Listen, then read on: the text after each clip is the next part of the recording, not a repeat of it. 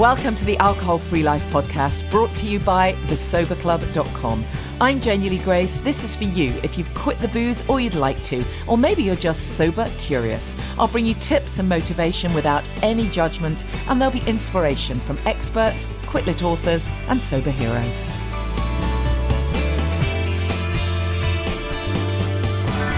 Hi, and welcome to the podcast. I hope you're well. Thank you for all the lovely messages after last week's live show. It was so great to meet in person, and planning our Sober Club 5th birthday party for September. So I really hope to meet even more of you then. It's going to be really exciting to meet lots of people. And of course, I'm going off on tour end of October, doing on tour. Sounds like the old days. I'm going to a bunch of bookshops, let's put it that way. But it's going to be a great opportunity to actually get out of the South and to meet lots of podcast listeners and Sober Club members. So if you can come along to one of the book tour events, or just let me know if I'm coming to your area, let's just meet up, have a coffee. Really looking forward to doing that later on in the year. So just a quick mention, yet again, absolute last call for Family Constellations, Sunday 21st in Hearts. Drop me a message if you want any more information. Another quick reminder as well that I do offer one-to-one coaching.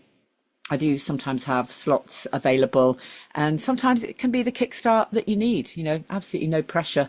We have masses in the Sober Club, and that's often enough because there's just a huge amount of support. There's masses of content within the club, within the member portal. There's an online course, Get the Buzz Without the Booze, and meetups on Zoom. So there's an awful lot going on. But if you want that one-to-one kind of kickstart, sometimes coaching is for you, or accountability. And on that note, of course, as you know, for those of you who've been sober for a while and you're thinking, I really want to give back. I really want to support other people. I want to inspire others the way I've been inspired. Then I offer holistic sober coach training, and our next training is technically full. That's in October, but we're booking places for our next one in January. So I know it's a long way off, but if something's been telling you, I think that's for me, then it's by invitation only, as it were. The energy has to feel completely right. So just drop me a message and we'll have a chat if that's something that you're interested in. And that leads me beautifully onto my guest today, who I connected with because we did some coaching work together.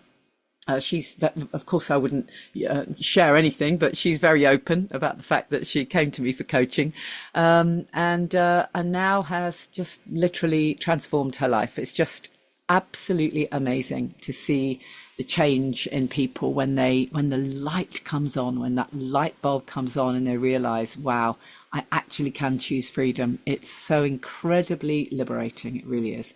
So I really hope you enjoy that interview.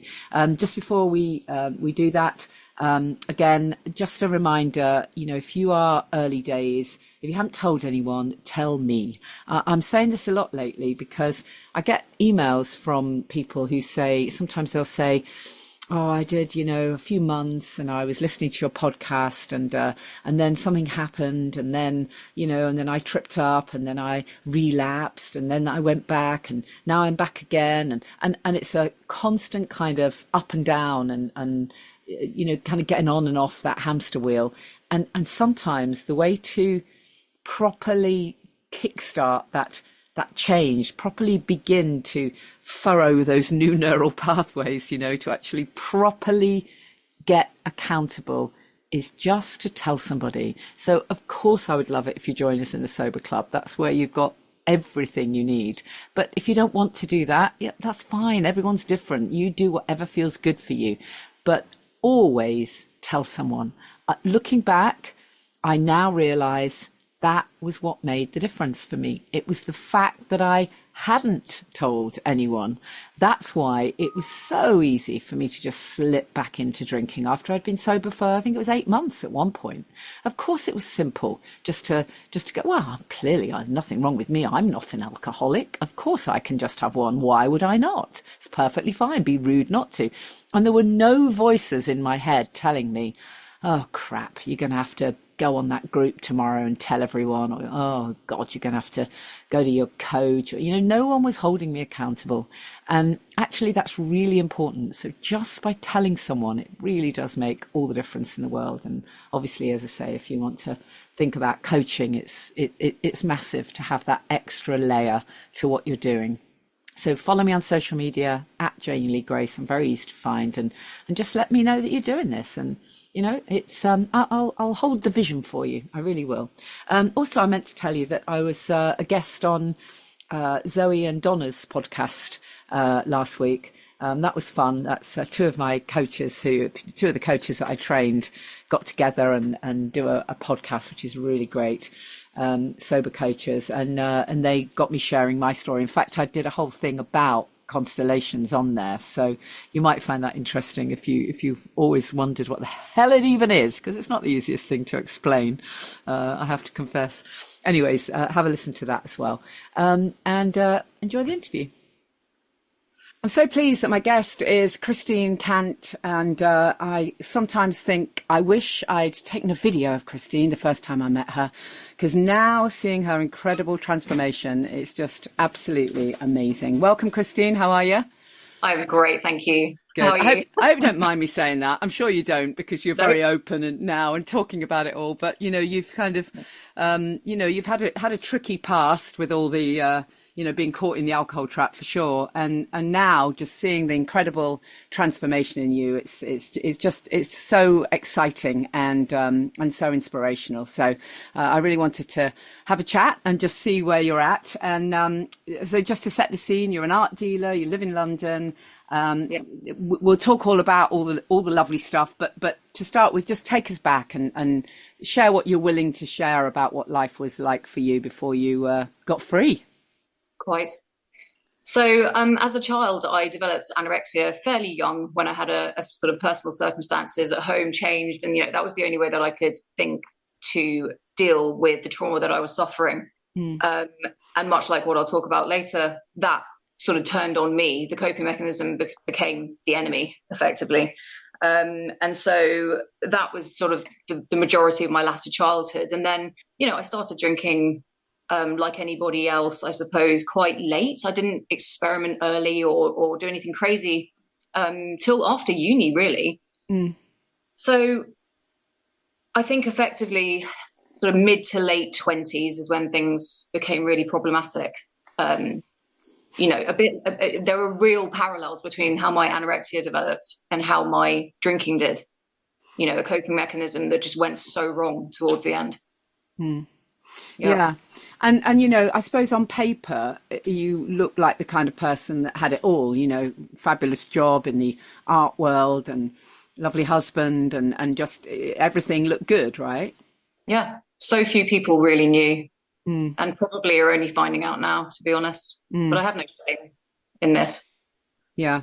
So what was going on for you? You were drinking way more than you wanted to. How long did all of that kind of go on for? How did it manifest? I mean, did you, did you seek help back then?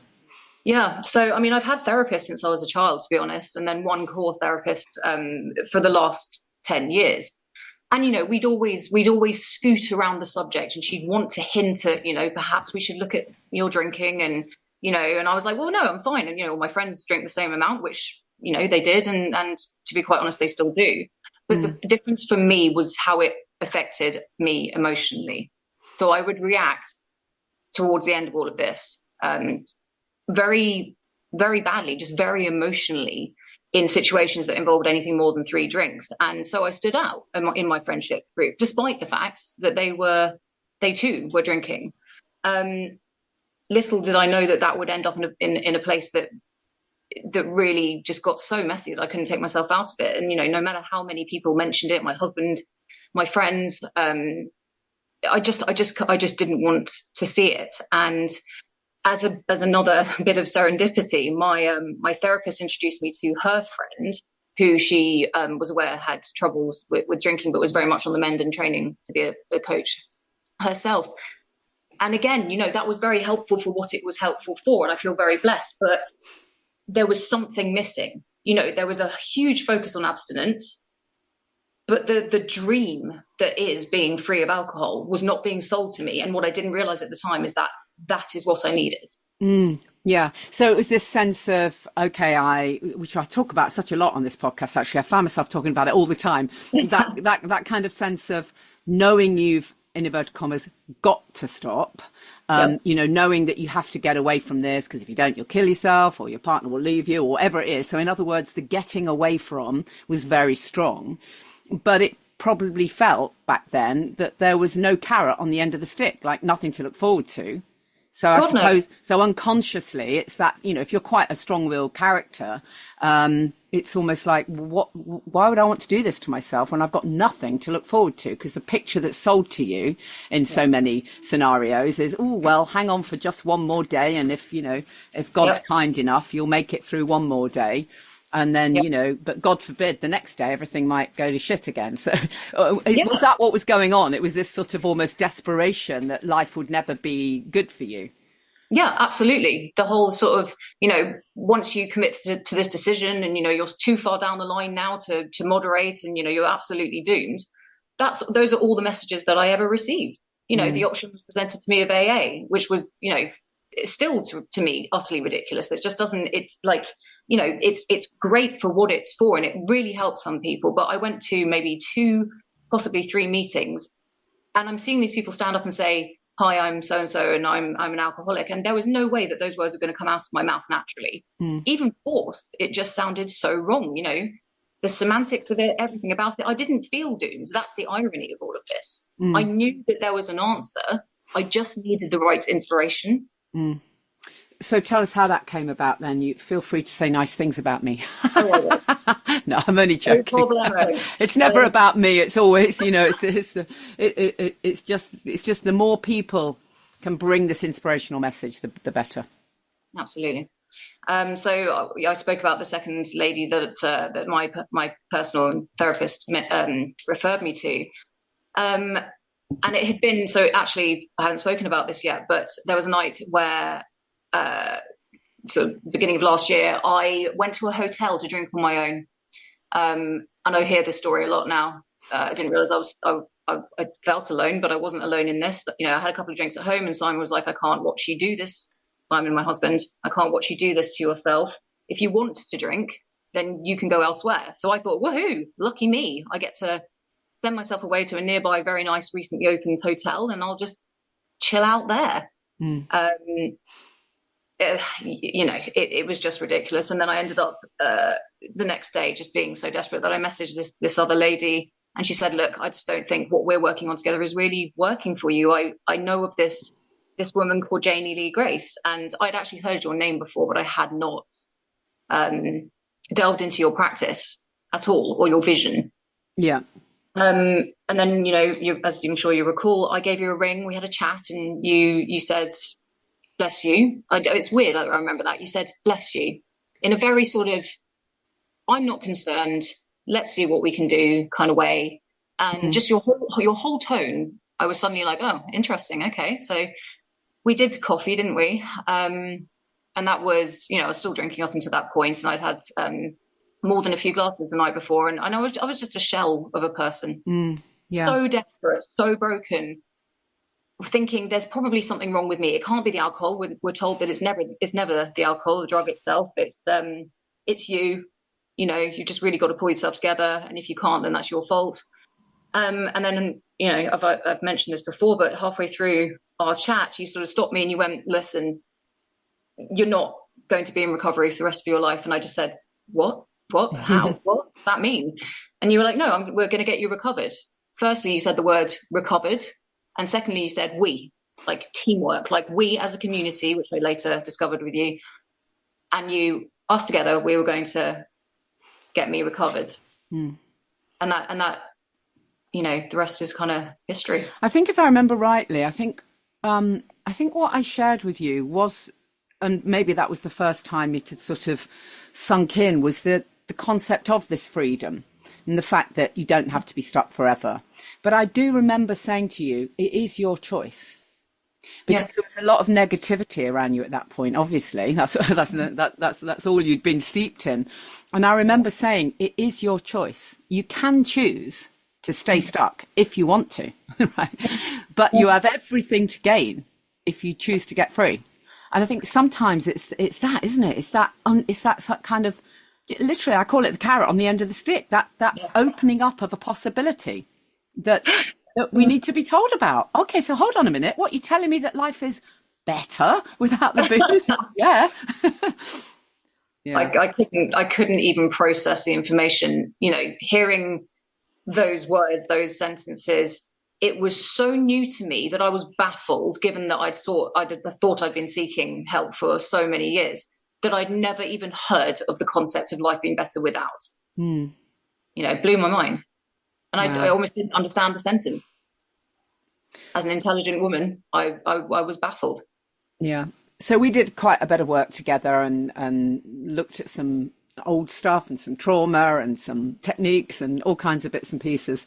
But the transformation in you is amazing. And I know you've become, you now have just got to a point where if I'm right in saying it, you actually just want to run to the top of the mountain and share this stuff because it feels so amazing, right?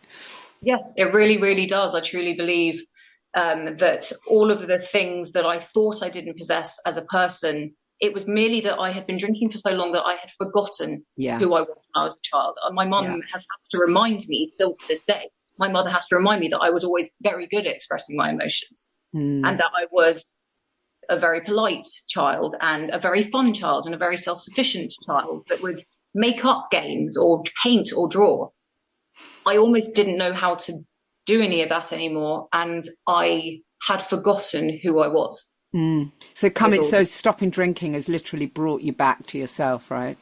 Yeah, I'm still meeting her, still getting to know her. Yeah, I love that. I know, it's amazing, isn't it? It's just amazing. I've never met anyone who doesn't like the real them. I've never met anyone who goes, do you know what? I much preferred myself drinking. Oh, God, yeah. The other piece that I remember that we worked through was the whole nutrition piece and the importance of taking care of yourself. And of course, when someone's had an eating disorder in the past, there's a lot of layers to that. And, that's not my main area of expertise. I mean, I work with people with food addiction, but I don't consider myself to be, a therapist in terms of eating disorders. It's not my main work. But what I think I was able to share with you was the importance of getting that nutrition right, the importance of it. If you want to stop drinking, if you want to come back to who you really are, it's not optional. It's not, you have to eat proper food because you need to do this to balance the brain chemistry. And if I remember rightly, you absolutely took that and ran with it, and that was probably part of the success. It was the foundation, if I were to call one out, of it all. For me, as you say, eating disorders are incredibly complex and they mutate like any compulsive behavior. Yeah. When you're in it, you don't see it. I thought I had always been very, very healthy, and to all intents and purposes, I'm very lucky that I have genetics that have afforded me to slightly abuse those genetics over the years without having too many repercussions, certainly physically. And I had for a long, long time thought I'd eaten healthily, and my husband and I loved food and he would always cook. But I had almost entered back into a very similar space to where I did when I ended up in hospital eventually for my anorexia, where I had forgotten what a meal looks like, when it should be eaten. And it wasn't something that was ever an important part of my day. I hadn't been eating breakfast for a good probably 10 years, maybe more. Yeah. And I knew what healthy food was, but I hadn't thought of just how important getting the minerals and vitamins were. Exactly. And I think you said to me as well that you'd gotten into a sort of a pattern where if you were working late at the gallery you work for or whatever, you would sort of take that as, oh, I'm working, therefore I won't eat. You'd built up all these new, really unhealthy associations around food. Yeah. Any excuse. And very interestingly, I used to think that when I ate, it made me a less effective art dealer. Oh, wow. Interesting. Like truly very, very odd, right? It took me a long time to articulate that. But genuinely, I thought I was less interesting, less attractive, less knowledgeable, less engaging, probably more tardy in my approach if I had eaten a meal shortly before trying to, having a meeting or doing a deal. Right. So there was a lot of limiting beliefs and blocks that needed unpicking, right? Yeah. Yeah. And yeah. So what have been some of the benefits for you then? You started eating properly and you really noticed that was a game changer, yeah? Very, very quickly, because it stabilized my mood. Oh, the irony. Yeah. It stabilized my mood, and I started getting very into the process. It's this process-driven nourishment, it's process-driven self-care. I absolutely took it and ran. Yeah, I think I remember saying to you as well, I shared with you that that lovely phrase from Julia Ross, who wrote the book The Mood Cure, when I said, for those first few weeks of stopping drinking, when you've got to sort out this brain chemistry, Julia Ross says, I don't really care what you fancy doing. It's a medicinal diet, right? Yeah. It won't be forever, but for those first few weeks, actually, if you've made the decision you want to get well, and why would you not? It's a medicinal diet. Just so happens it's a really good medicinal diet. I eat real food, at the proper times. Nothing difficult or fancy, just real food. Now, of course, for you that was more difficult because that's not where your mindset was. So you did have to overcome, a whole bunch of barriers, as it were. But you took it and you ran with it. That's for sure. Yeah. No, it was scary at first. Eating breakfast was very scary for me. And what I realized that I have always loved in my academia, in my life in general, is structure, and I totally lost that. So the 3 meals a day was a non-negotiable, as you quite clearly said. And having those non-negotiables, those were the stepping stones for everything else that I then layered in over the months. Yeah. If there is anybody listening who does have, a history of eating disorders, what would be your sort of top line tip for them? I would say find a therapist that you connect with. All is not lost, and it's not about the restriction or the binging. It's really about finding out why you feel so out of control elsewhere. Yeah. Damaging yourself is not gonna change that. Yeah, absolutely. And then I think, also, what we uncovered during our sessions together was, and this was an interesting one because, you come across as a, fantastically attractive, confident person, but actually we uncovered this, as so many of us have, complete lack of self-esteem, really, on some level. And was that the first time you sort of recognise that? On the level that I have now, yeah. That I thought that I think that part of the reason that I stayed stuck was because I was scared to find out who I'd really be. I thought that it was the alcohol that was bringing me confidence. I thought that being thin brought me confidence. It's none of those things. I was always under there the whole time. And even if I hadn't come out the other side being as confident as I realized that I've always been, I would have been working on finding who I was and being okay with that. Like, there is this need, especially with the advent of social media, to impress people. And we're all victim of that. But being you is your greatest selling point. There is no one else like you. And that's a brilliant thing. Yeah. Be yourself. Everyone else is taken, as the saying goes. Yeah. One of our totally. Yeah. So, were there any struggles within it all? I mean, apart from what was going on in your head, I mean, in your friendship groups, in the work that you do, what did you find any of it especially difficult? You know what? I did, and I think I still am. Work were absolutely incredible, and it was just lovely to go back after you and I worked together and just have a sort of see the world through a fresh lens, and everything was better. Just more compos mentis, way more energy. Work was great, and long may that last. What I would say about the friendship group thing is that I believe may be an ongoing project. What I found incredibly difficult and still sort of replay in my mind on a daily basis is one conversation particularly that I had where, and I now realize it's very classic, where I said, I am now stopping. And the person said, oh, you're not that bad though. Yeah. I was like, oh my God, we could go into that for hours. That's a whole separate podcast, to be honest. But the destabilization that I felt inside me, because that was one of my closest friends, really shook me and still shakes me. Now, I find social occasions with my friends now absolutely wonderful because I'm very comfortable in who I am. But in the early months, because people tend to think it's a fad, and because I've tried a couple of times, there is this thing that hits you that makes you realize that perhaps you aren't fully cognizant of your power, that you can keep it up. Do you mean, are you saying that that when friends kind of doubt your decision or doubt your ability to stay sober, it unsettles you? Is that what you mean?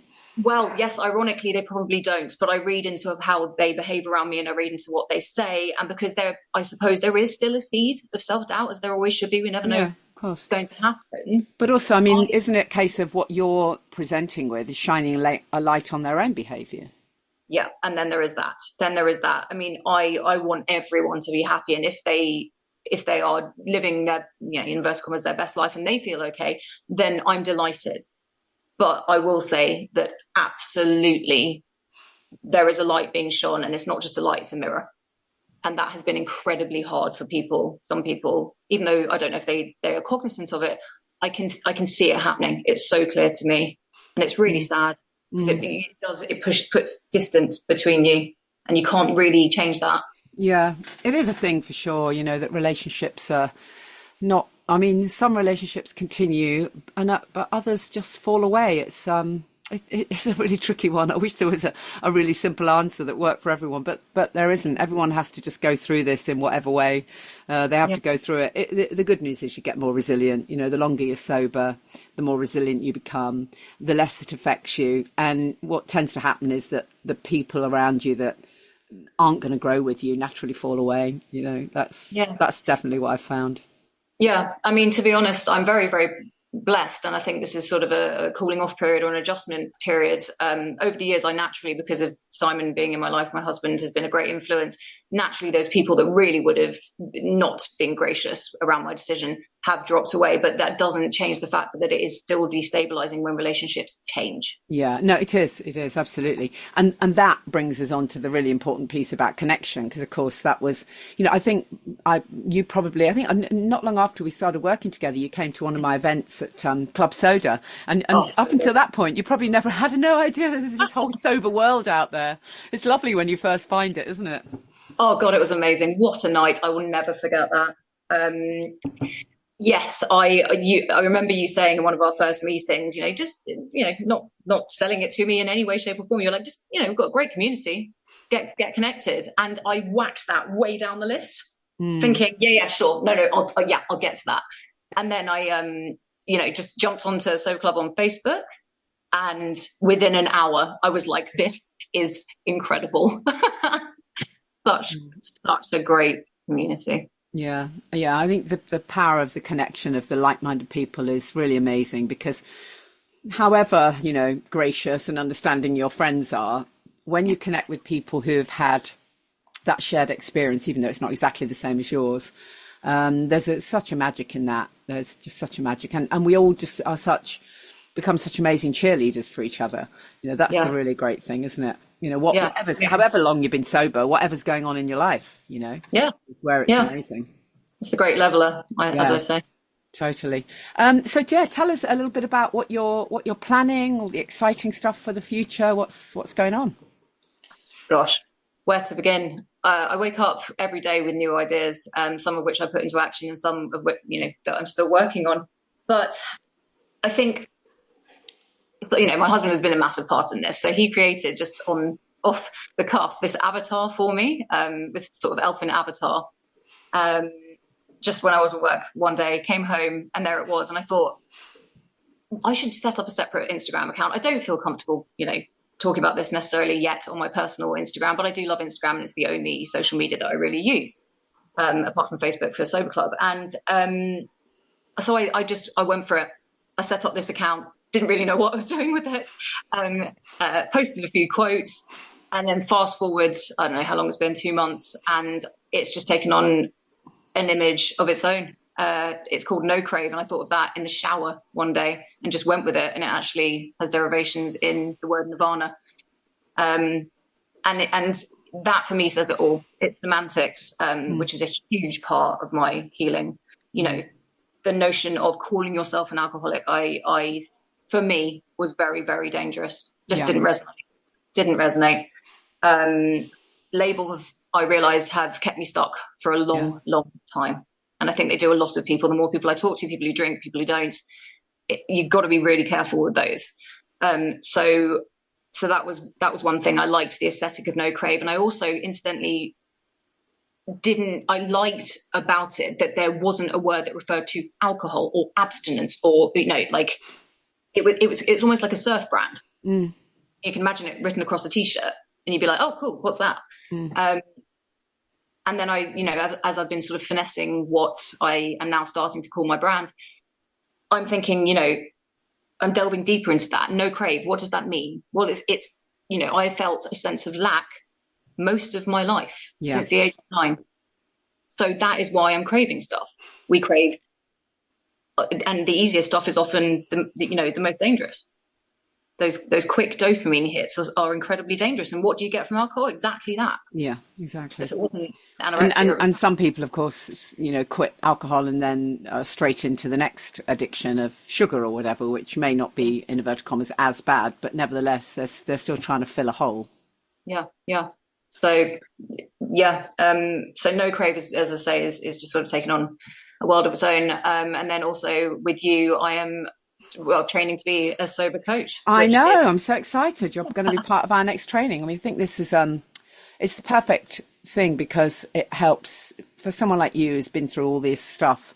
It helps you lay all the foundations, you know, really, really, really nicely, so that you get all that amazing foundational piece underpinned. Which is exciting. Brilliant. Well, I'm so excited to see all the magic you create in the future, Christine. It was amazing to work with you and amazing to see the transformation and just to see just how happy you are. I bet your husband's pleased. Over the moon. The guy who sent you off to a hotel to drink on your own. Poor man. No, he's over the moon. I think he's concerned that he hasn't got the same wife he bought into. Yeah, it is just amazing, isn't it? The freedom that comes from this. I was reading a piece just earlier today. I forget where it came from. There was an article from somewhere, it might be The Guardian, and it was about this woman who'd written this piece saying, the whole world of Instagram, of becoming sober is, makes it all sound so easy, but it really isn't. And then this piece was kind of documenting all the struggles, all the difficulties. And, yes, granted, there's some hard bits. Let's be real, right? There's some hard bits.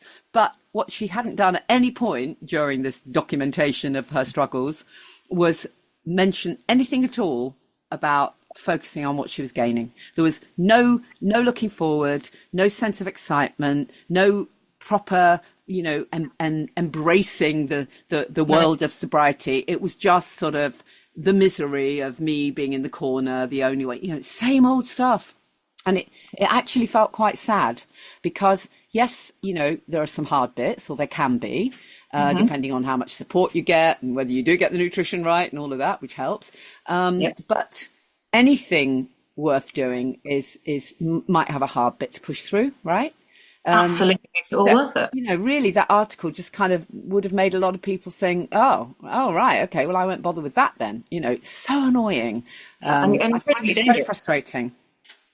I couldn't agree more. I could not agree more. It's like people don't want to know the truth because it sort of upends the whole it upends everything. Alcohol is absolutely put on a pedestal. Totally. And thusly, when you are in certain sort of healing constructs, let's just say, it remains on a pedestal and it's all about abstinence. But let's just knock it off its pedestal and call it out for what it really is. Like it's just a liquid in a glass that we've all been brainwashed, and thusly once we're in because it's an addictive substance, brainwashed into thinking that's the solution to everything. Yeah. Totally. Well, Christine, thank you so much. It's lovely of you to come on the podcast and chat to us. And thank you for being so honest and open. I think, it's really, I really appreciate it, just being open about things like eating disorders and drinking way too much. It's not always easy to share that. And so I really appreciate it. And I really look forward to seeing all the amazing stuff that you do in the future. I know you've got the bit between your teeth to inspire others. And how fabulous is that? So fab. Thank you so much. Thank you, Christine. Really appreciate it. I'll put the link to your Instagram in the show notes. Thanks so much, Janie. Thank you, Christine. Really looking forward to seeing all the magic created. It's absolutely amazing. The amazing things people do when they've stopped drinking, the amazing achievements and all the exciting things that happen. We've got people in the Sober Club who've gone off and done a MA in creative writing, and someone who's decided to travel the world, and somebody else who started a charity, and several who are considering writing books, just waiting for them to come out, and just all kinds of amazing things that happen when you make this monumental decision. So make the decision if you haven't yet. Let's inspire, spur you on to all these amazing things. Once again, thesoberclub.com is where you find all of the info, where you find everything to do with events as well. So if you want to come to Constellations, thesoberclub.com/events. That's where there's some book tour dates as well. Social media at Janie Lee Grace. Don't forget to let me know if you're doing this hard thing. Just reach out and give yourself a massive hug. It is the best thing you'll ever do. And I know we're in summer, and I know that the sunshine can be a big trigger for people and can sometimes get in the way.